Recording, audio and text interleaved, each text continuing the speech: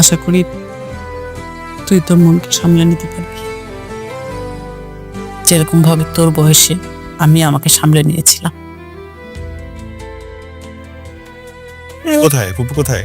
ছাদে গেছে। ওকে, তুমি রুমে যাও, আমি দেখছি। তুমি কি এখন ফুপ্পির সাথে গিয়ে ঝগড়া করবে? আমাকে বলো। নো, ফুপ্পিকে যে বকা দিব, বলবো যে একটা বাবুকে উল্টাপাল্টা কথা শিখাচ্ছে ফুপ্পি। বুড়ো আঙ্কেল, বুড়ো আঙ্কেল, বুড়ো আঙ্কেল, বাহ, আঙ্কেল। কিন্তু তো ভালোই লাগছে। আমাকে এখন থেকে রেট আসবো, ওকে মহিলা? আবার মহিলা? তুমি তো মহিলা না, তুমি মহিলার সঙ্গীতি। আমি বড় আব্বুর কাছে এখন গিয়ে বিচার দিব যে তুমি আমাকে মহিলা বলে। ম্যাডাম আসসালামু আলাইকুম। ওয়ালাইকুম সালাম। ম্যাডাম, গেটে একটা ম্যাডাম আইছে। হ্যাঁ, কইতাছে আমি গাবরার স্যারের বান্ধবী। এখন কি ম্যাডাম ভিতরে আসতে বলবো? আবরারের বান্ধবী? তুমি কিভাবে শিওর হলে? ম্যাডাম, ওনার মোবাইলে আবরার স্যারের সাথে কিছু ছবি দেখাইছে, আর বলতেছে উনি নাকি আপনাদের সবাই চিনে, আর ওনারা নাকি একসাথে বিদেশে পড়াশোনা করতো। ঠিক আছে, আসতে বলো। আচ্ছা।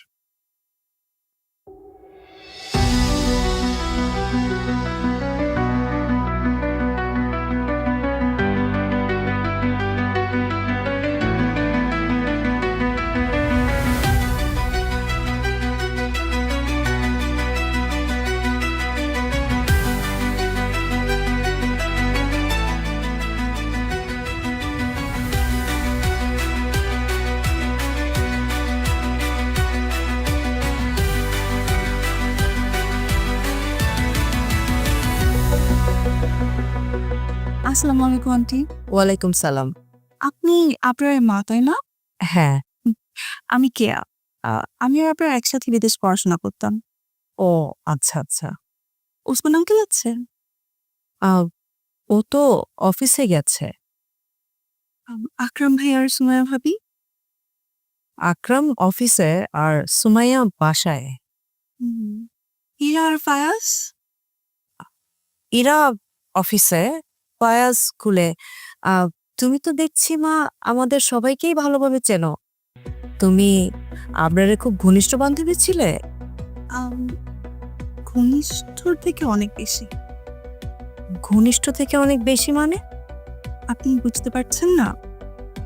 না, আমি বুঝতে পারছি না। আপনার আমি বিদেশে পড়াশোনা করার সময় রিলেশনশিপে ছিলাম। কি? একটু অবাক হচ্ছেন কেন? বিদেশ যখন পড়াশোনা করতাম তখন আপনার আমি রিলেশনশিপে ছিলাম। দেশে আসার পরেও আমরা অনেকদিন রিলেশনে ছিলাম। তারপর হুট করে আপনার ছিল 1 মাসের জন্য একদমই গায়েব। ও, আরেকটা কথা আন্টি, আমার আপনারের বিয়ে হয়েছে। কি বলছো তুমি এসব? আবরারের সাথে তোমার বিয়ে হয়েছে? কিন্তু আবরার তো আমাদেরকে এ ব্যাপারে কিছু জানায়নি। কারণ ও তো আমার সাথে চিট করেছে। আবরার কোথায়? এখন যা কথা হবে সব আবরারের সামনেই হবে। ও বাসায় নেই। আন্টি, এটা তো আপনি মিথ্যা কথা বলছেন। আমি জানি ও বাসাতেই আছে। আমি মিথ্যা কথা কেন বলবো? কারণ আপনি ওর মা, আপনি ওকে সেভ করতে চাইবেন, এটাই স্বাভাবিক। ও কোথায়? আবরার, আয় আবরার। আবরার, আরে কি আশ্চর্য, আমি তো তোমাকে বলছি আবরার বাসায় নেই। আমি ওকে আনানোর ব্যবস্থা করছি, একটু ওয়েট করো। আন্টি, আজকে আমি এখানে এসেছি, আবরার আমার সাথে যা যা করেছে সেগুলো সব আমি সলিউশন করে তারপরেই যাব। আমি আবরারের মা। ও যদি কোনো অন্যায় করে থাকে আমি সেটাকে প্রশ্রয় দিব না, আমি এর ব্যবস্থা নেব। আন্টি, আমার কিন্তু সেটা মনে হচ্ছে না। আপনি আসলে আমাকে ফুসলিয়ে ফাসলিয়ে এখান থেকে বের করে দেওয়ার ব্যবস্থা করবেন। আন্টি, এখান থেকে কিন্তু আমি জীবিত বের হব না। বের হলে আমার লাশ বের হবে। আস্তাগফিরুল্লাহ, তুমি এসব কি বলছো? তুমি তো আমাদেরকে চেনো, আমাদের সম্পর্কে জানো। আমরা এমন মানুষই না। আবরার আমার সাথে যা করেছে, এরপর তো আমার মনে হয় যে আপনারাও এমনই। মারমা, আচ্ছা কি রান্না হবে? ভাবি, আসসালামু আলাইকুম। ওয়ালাইকুম আসসালাম। আবরারের কাছ থেকে আপনার কথা আমি অনেক শুনেছি। আপনি তো আপনার ভাবির চাইতেও বেশি বড় বোনের মতো। আচ্ছা, কিন্তু আপনাকে তো চিনতে পারলাম না, আপনি কে? আমি আবরারের বউ।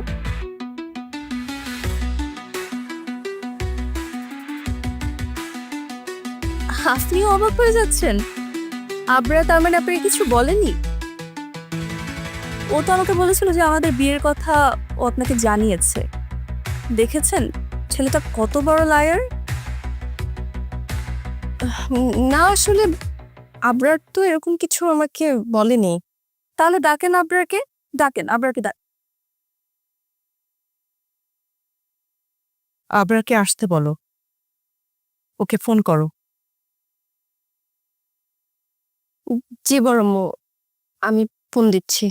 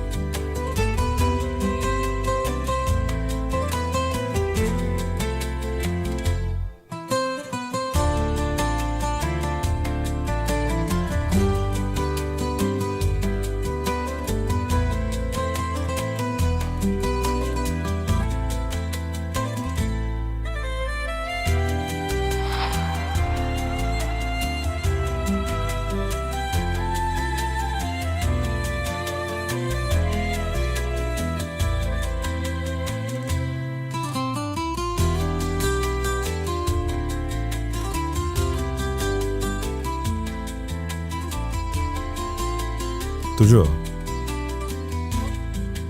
Good project. এই সাইডটা খুব ভালো ডেভেলপ হচ্ছে। হ্যাঁ, এটা দেখার জন্যই তো খালু তোকে আমার সাথে পাঠালো। আচ্ছা, আমাদের টেক রিলেটেড কোনো বিজনেস প্ল্যান নেই? হঠাৎ টেক রিলেটেড বিজনেস মানে কেন? বিকজ এটাই তো এখন ট্রেন্ডিং আছে।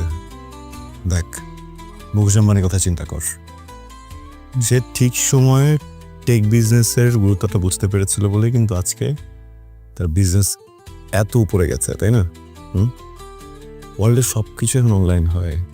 আমাদের দেশের কথা চিন্তা কর, মানুষজন এখন আর বাজারে যায় না, অনলাইনে কেনাকাটা করে, অনলাইনে কার রেন্ট করছে, ইভেন বাসা ভাড়াও নেয় অনলাইনে।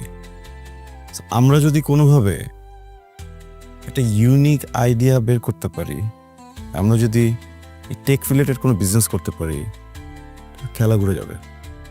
আচ্ছা, তুই একটা কাজ কর, তুই খালুর সামনে একটা মানে বিজনেস প্রেজেন্টেশন উপস্থাপন কর। হ্যাঁ হ্যাঁ, আমি ওটাই ভাবছি, ভাবি বলবো। এই আবরার,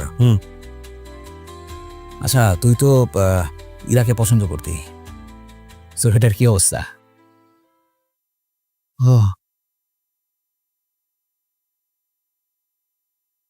ইরাকে তো বুঝি না, আমার মনে হয় আমাকে এখনো কাজিনই ভাবে। আমারও ঠিক যেমনটাই মনে হয়। ধর তুই ইরাকে তোর মনের কথা বললি, মানে তুই প্রপোজ করলি, এটার একটা বিপরীত অ্যাকশন তোদের কাজিন রিলেশনের উপর পড়ে গেল।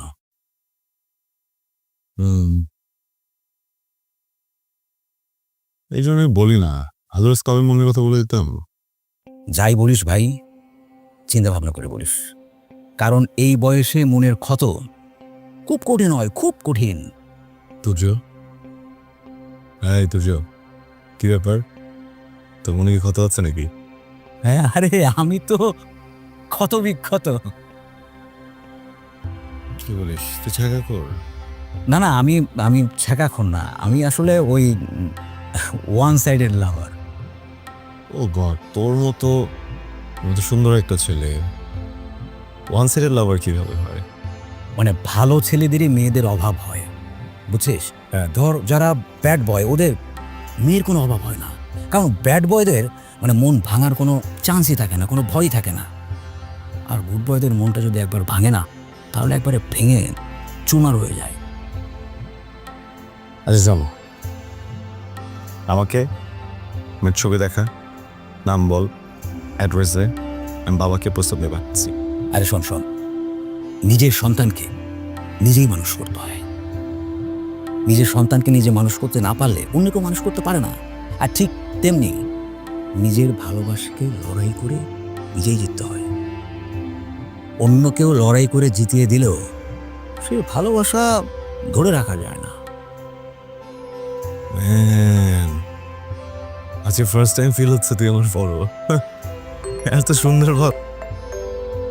Excuse me. জি ভাবি। কি? আমি আমি বাসায় এসে এখনই সব কিছু এক্সপ্লেন করছি। ওকে, আমি আসছি ভাবি, একটু। এই কি হয়েছে? তুই আমি পরে বলি, আমাকে বাসায় যেতে হবে। তুমি সাইডটা দেখ, আমি আসছি। আচ্ছা, সাবধানে যাস।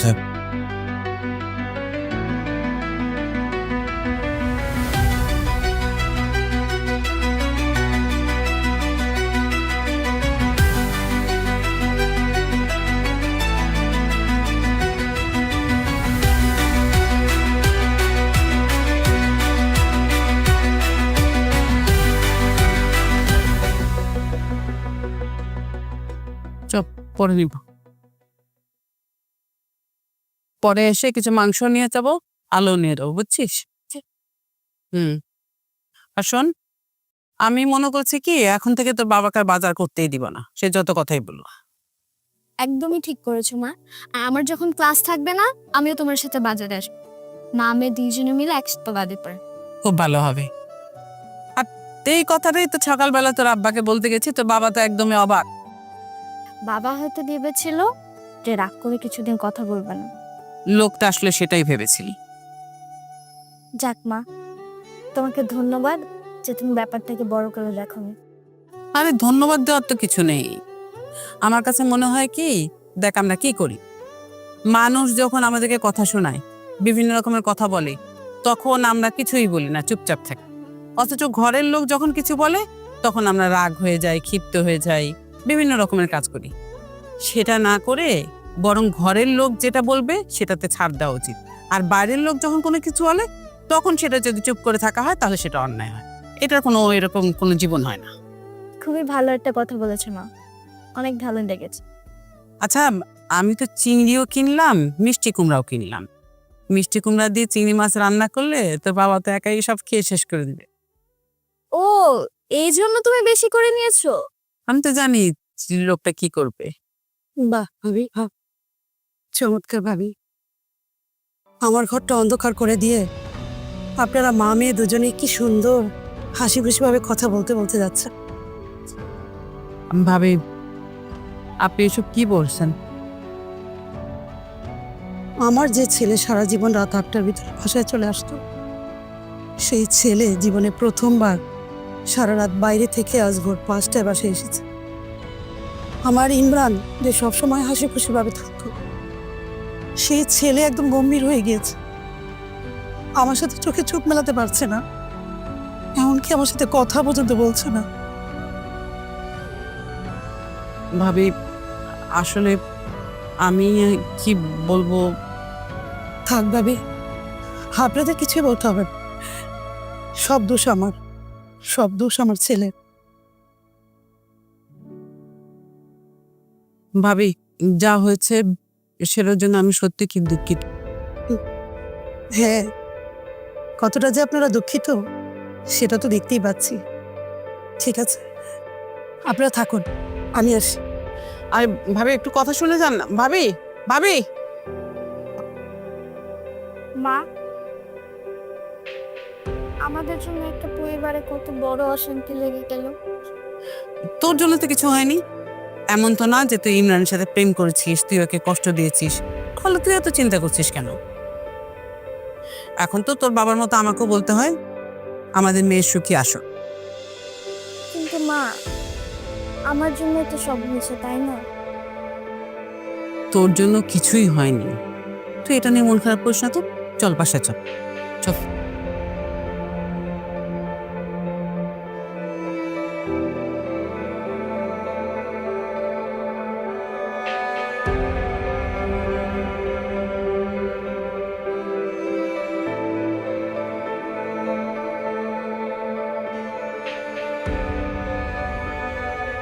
কি ব্যাপার, আপনার তো এখনো আসলো না, এত দেরি হচ্ছে যে? সুমাইয়া তোকে ফোন করেছে, আবার বলেছে যত তাড়াতাড়ি সম্ভব ও বাসা চলে আসবে। দেখেন আবার ভাবি, ও যাতে এইসব শুনে পালিয়ে না যায় আর কি। তুমি কি ধরনের কথা বলছো? আমার ছেলেকে আমি এমন শিক্ষা দেইনি। আপনারা আমার সাথে যা করেছে, এরপর আপনি এই কথা বলতে পারছেন আন্টি? এই শোনো, তুমি একদম এভাবে কথা বলবে না। আজ পর্যন্ত আমরা কেউ বড় আমার সাথে এভাবে কথা বলিনি।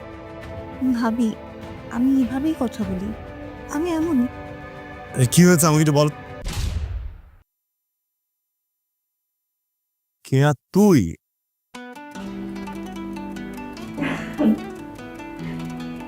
সরি আন্টি, সরি ভাবি। আসলে আমরা একসাথে বিদেশে পড়াশোনা করতাম, আমরা ভালো ফ্রেন্ড ছিলাম, কিন্তু আমি ওর বোটও কোনো কিছু না। এই, তুই বলবি আমি কেন এরকম করেছি? বলি, আমি যখন দেশে এসেছিলাম ওর বাসায় গিয়ে এমনটাই করেছিলাম, ওটা রিভেঞ্জ দিচ্ছে। আন্টি ভাবি, আমি খুবই সরি। ও না আমার বাসায় গিয়ে এর চাইতেও জঘন্য কাজ করেছে। এই, আমি বলবো তুই কি করেছিস? না না, আমি ডেফিনেটলি বলবো। আন্টি জানেন ও কি করেছে? তোমার বাসায় গিয়ে বলেছে যে আমার নাকি একটা সন্তানও আছে, মানে আমি আমার স্বামী সন্তান দুটোই বিদেশে রেখে দেশে চলে এসেছি। আস্তাগফিরুল্লাহ, এরকম দুষ্টামি কেউ করে আবার? সরি মা, ওইভাবে না, আমি হালকা একটু মজা করেছি। আন্টি আপনি বলেন, আমি একদম ঠিক কাজ করেছি না?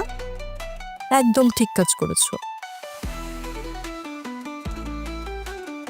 আচ্ছা, তুই আমার অবর্তমানে এসে আমার মা ভাবিকে পেয়ে এরকম সুযোগটা নিবি? ভাগ্যিস আমার বাবা বাসা ছিলেন না, কি হতো? আচ্ছা যাই হোক, এইসব মজা সাইডে রাখি। আমি মূলত এসেছি আমার বিয়ের কার্ড দেওয়ার জন্য।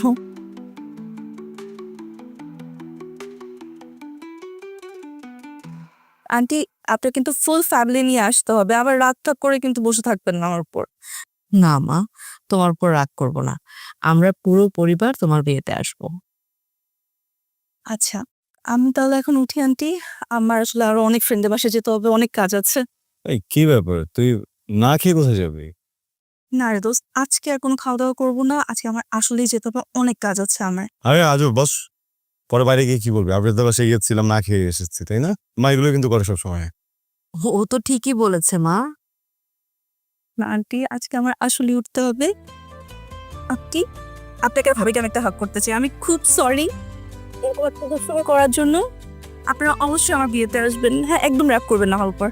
আমি আসি তাহলে, ভালো থাকবেন আপনারা। তোমরা ভালো। আসি, চলে আসবি, বিদ্যালয় থেকে গেছিস না? বেশি কথা বলিস না। মা, ফ্রেন্ডদের তো বিষয়টা কিছু মনে করো না, তোমরা বসো, আমি কে বেঁচে আছি। এই যে ঘরে আমার তো হাত পা ঠান্ডা হয়ে গেছে।